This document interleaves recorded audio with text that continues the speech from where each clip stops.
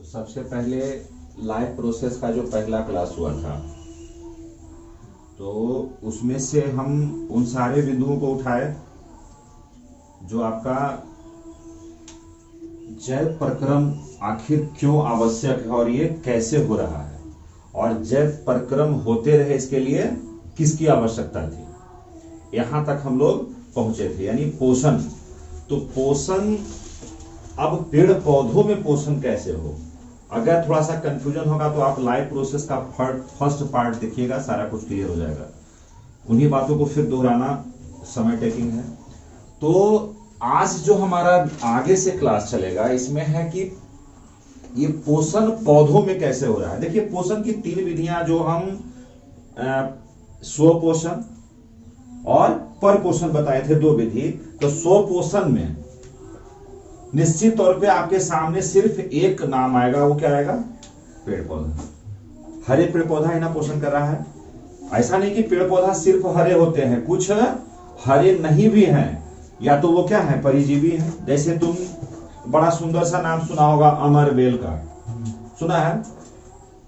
तो अमरवेल पौधा क्या करता है? वो परिजीवी है जी। कुछ और पौधे हैं, जैसे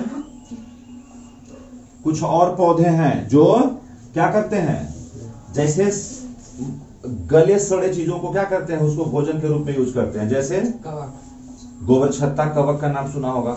तो ऐसे भी पौधे हैं, लेकिन जो विस्तार में जो आपके सामने है, जो आपके लक्ष्य में अभी है, वो क्या है? बड़े पेड़ पौधे जो कि हरे हैं प्रायः।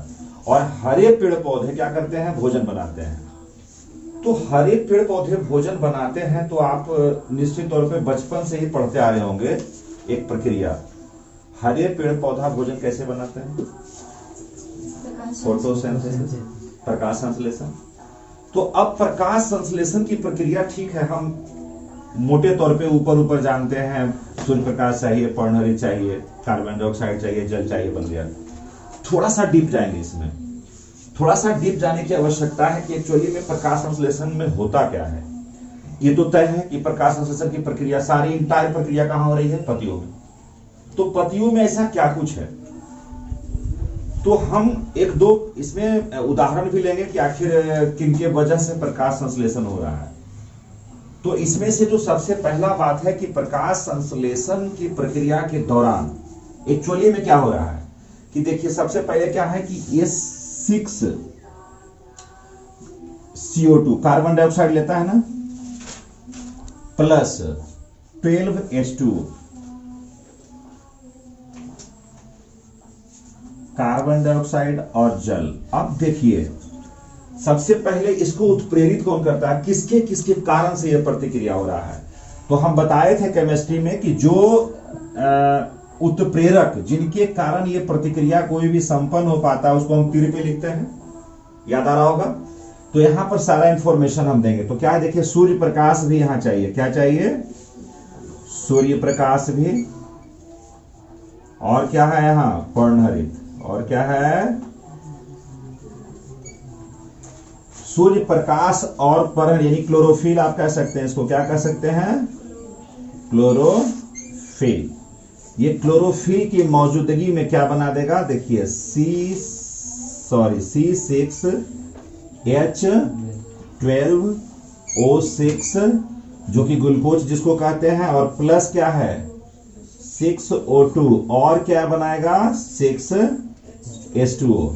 देखिए, सबसे पहले आप जब भी कोई इक्वेशन लिखें, समीकरण, इतना आप श्योर हो लें कि यह समीकरण सबसे पहले बैलेंस है कि नहीं, दोनों तरफ। हम केमिस्ट्री में बता चुके हैं कि बैलेंस इक्वेशन का ही वैल्यू है, अदरवाइज इसका कोई मतलब नहीं है। तो देखिए, 6 कार्बन डाइऑक्साइड, 12 H2O।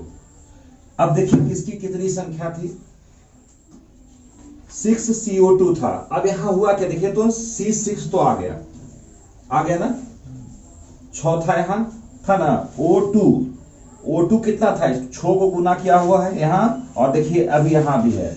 तो 6 हाइड्रोजन 12 कहां से आया? देखिए, तो 12 गुने हाइड्रोजन है ना, तो 12 हाइड्रोजन यहां है ना। अब क्या बचा? देखिए, ऑक्सीजन 6, तो 6 दूनी तो 12 यहीं पे है, फिर यहां भी है, तो 12O6 और फिर 6O2, 6 गो ऑक्सीजन यहां आ गया।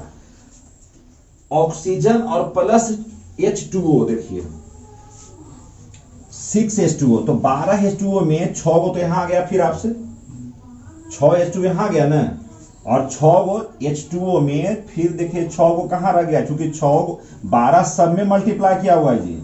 तो ये देखिए आपका 6O2 था, O2 आपका 6 इधर हो गया, प्लस एक O2 12 O2 यहां भी है, तो 6 6 12 को O2। यानी समीकरण को आप क्या कीजिएगा, दोनों तरफ सारे टर्म को, चाहे कार्बन डाइऑक्साइड हो, कार्बन हो, ऑक्सीजन हो, हाइड्रोजन हो, सब दोनों तरफ क्या होना चाहिए, बराबर होना चाहिए। ये बैलेंस समीकरण है। खैर मेरा ये केमिस्ट्री में फिर और ज्यादा इस मुद्दा को उठाएंगे।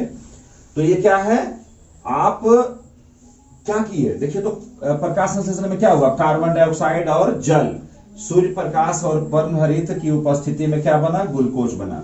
पेड़ पौधा का मुख्य लक्ष्य भोजन बनाना था, उसका मुख्य लक्ष्य यही ग्लूकोज था, ठीक है। इसका मुख्य लक्ष्य क्या था, ग्लूकोज बनाना।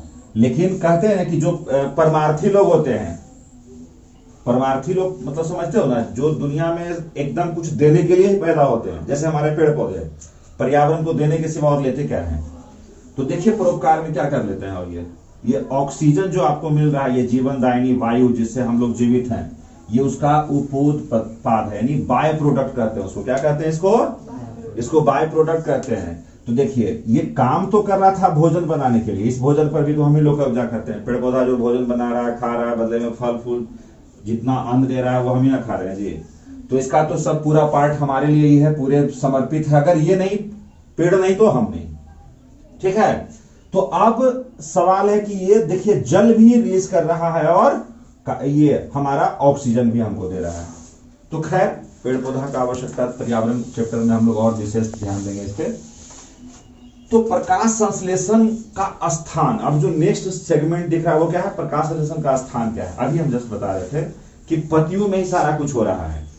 पत्ती के अंदर में क्या हो रहा है, जब सूर्य प्रकाश, देखिए सूर्य प्रकाश भाग नहीं ले रहा है, कोई ज्यादा विशेष काम नहीं कर रहा है। इसका मुख्य काम क्या है प्रकाश संश्लेषण में सूर्य का, कि जब सनलाइट पत्तियों पे पड़ता है तो उसके अंदर में सबसे पहले देखिए जल नीचे से अगर आ रहा है, उसके अंदर में खनिज लवण वगैरह सब घुला हुआ है, तो जब तक जल नहीं टूटेगा, जब तक जल टूटेगा नहीं, ऑक्सीजन कहां से आएगा, हाइड्रोजन अलग कहां से होगा, ग्लूकोज कैसे बनेगा। तो सबसे पहले प्रकाश का काम है कि वो क्या करता है, जल को अपघटित करता है। उसका मेन काम क्या है, जल का अपघटन। जल अपघटित होगा तो क्या बनेगा, जल कैसे बना हुआ, H2O, हाइड्रोजन और ऑक्सीजन से। हाइड्रोजन ऑक्सीजन क्या हुआ, ब्रेकअप हुआ, बस प्रकाश का उतना काम हो गया। बाकी फिर सारी प्रक्रियाएं उसमें हो रही है। तो बाकी प्रकाश संश्लेषण दिन और रात लगातार हो रहा है। हम लोग कह भले रहे कि प्रकाश संश्लेषण है, मतलब ये सिर्फ दिन में हो रहा है। प्रकाश संश्लेषण हो रहा है दिन रात, लेकिन ये टूटने वाला, यानी उसका जो शुरुआती कराने वाला घटक कौन है, सूर्य प्रकाश। इसीलिए इसको हम लोग प्रकाश संश्लेषण कहते हैं। आप कहोगे कि चूंकि देखिए बाकी जो प्रक्रियाएं हो रही है वो क्या होता है, अंधकार में, रात में भी हो रहा है, तो हम उसको कह सकते थे कि अप्रकाशी का भी क्रिया है। लेकिन चूंकि दिन हो अथवा रात हो, बाकी की प्रक्रियाएं अनवरत चल रही है। प्रकाश में भी वो क्रिया हो रहा है और अंधकार में भी वो क्रिया हो रहा है, इसलिए उसको हम अप्रकाशिक और प्रकाशिक नहीं कहेंगे। लेकिन एक क्रिया जो वहां हो रहा है, कौन, जल का टूटना, वो कैसे हो रहा है, प्रकाशिक क्रिया है। क्योंकि प्रकाश है तब सारा बाकी का प्रक्रिया शुरू हो रहा है, इसलिए उसको हम क्या कहते हैं, पूरे इंटायर प्रोसेस को प्रकाश रासायनिक अभिक्रिया या प्रकाश संश्लेषण कहते हैं। अब सवाल है कि इसके आगे हमको यह साबित करना पड़ेगा कि प्रकाश संश्लेषण की प्रक्रिया में जो आवश्यक घटक हैं, क्या सच में इसकी आवश्यकता है। इसको हमको कुछ प्रयोग करके प्रूव करना पड़ेगा। इसमें से सबसे पहला क्या है, पर्णहरित या क्लोरोफिल, दूसरा है कार्बन डाइऑक्साइड, तीसरा है जल और चौथा है सूर्य प्रकाश। सबसे पहले दो को जो मेन प्रोसेस है, पर्णहरित की आवश्यकता है या नहीं और कार्बन डाइऑक्साइड की आवश्यकता है कि नहीं। इसके लिए आप कोई भी हरा पत्ती ले लीजिए। क्या करना है आपको,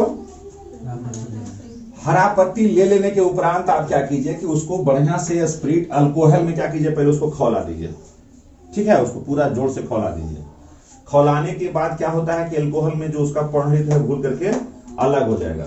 फिर ठंडा होने के बाद उसको क्या कीजिए, बढ़िया से ठंडे पानी में धो लीजिए। धोने के उपरांत जब आप उसमें धोइएगा और उसके बाद जब ठंडा पानी से फिर वापस धो करके जब वो फ्रेश कर लीजिएगा, तो आप देखिएगा उस पर क्या आयोडीन डाल करके, जब उस पर आयोडीन डालिएगा तो कैसा हो जाएगा, नीला। हरे पत्तों जो पर्णहरित की उपस्थिति होती है उसका नीला हो जाना, इसका मतलब इस तय था कि प्रकाश संश्लेषण हुआ था और मंड बना था, स्टार जिसको कहते हैं। और ये जब आयोडीन से अभिक्रिया करता है तो क्या हो जाता है, नीला रंग देता है। इससे ये साबित हो गया कि प्रकाश संश्लेषण में किसकी आवश्यकता थी, पर्णहरित की आवश्यकता थी। फिर जो नेक्स्ट हमारा है उसमें है कि कार्बन डाइऑक्साइड की आवश्यकता है कि नहीं। इसमें थोड़ा सा चेंज करना पड़ेगा। कार्बन डाइऑक्साइड की उपस्थिति जरूरी है, इसको दिखाने के लिए पहले आप एक कांच का बोतल ले लीजिए। कांच का बोतल में एक कॉर्क लीजिए और कॉर्क ऐसा लीजिए कि उसको बीच में फाड़ दीजिए, ठीक है। अगर ये बोतल का मुंह है तो इसमें जो कॉर्क है वो क्या होगा, बीच में फटा हुआ होगा। और इसके अंदर में इस पत्ती को डाल दीजिए और ऐसा प्रयास हो कि बोतल में सबसे पहले KOH पोटेशियम हाइड्रोक्साइड बने, KOH ले लेंगे। KOH क्या करता है कि जो कार्बन डाइऑक्साइड पहले से मौजूद है उसको क्या करता है, वो एब्जॉर्ब करके उससे हटा देगा। उससे पहले क्या कीजिए कि पत्ती को पहले 4 घंटा अंधेरा में रखिए। अंधेरा में रखने से मतलब है कि प्रकाश संश्लेषण की प्रक्रिया बिल्कुल बंद हो चुकी है। अब क्या करेंगे, 4 घंटा के बाद हम इस प्रक्रिया में पहले पत्ती को क्या करेंगे, अंदर सारा प्रक्रिया करने के बाद, जो एल्कोहल वाला प्रक्रिया करने के बाद क्या करेंगे, इसको हम इस कॉर्क में डाल देंगे KOH डालने के बाद। उसके बाद क्या होगा कि हम इसको प्रकाश में लाके छोड़ देंगे। जाहिर है बोतल के अंदर का जो हमारा पत्ती का भाग है उसमें तो कार्बन डाइऑक्साइड नहीं रहा, क्योंकि उसमें हम पहले से KOH डाल दिए थे, वो सारा कार्बन डाइऑक्साइड को एब्जॉर्ब कर लिया। मतलब अगर आप धूप में लाए हैं तो प्रकाश संश्लेषण होगा, तो निश्चित रूप से हमको नहीं पता है कि अंदर के भाग में हो रहा है कि नहीं हो रहा है, बाहर हो रहा है कि नहीं हो रहा है। बाहर तो होगा ही, हमको पता ही है। लेकिन अब क्या करेंगे, फिर उतना प्रक्रिया करेंगे, अल्कोहल में उसको गर्म करेंगे, फिर उसका अल्कोहल को क्या करेंगे, फिर हम कुछ देर के बाद धो धा के पत्ती को ठंडा पानी में हम कर लेंगे। तो उससे क्या होगा, पूरा उसका रंग पीला या जैसा भी होगा वो सफेद हो जाएगा।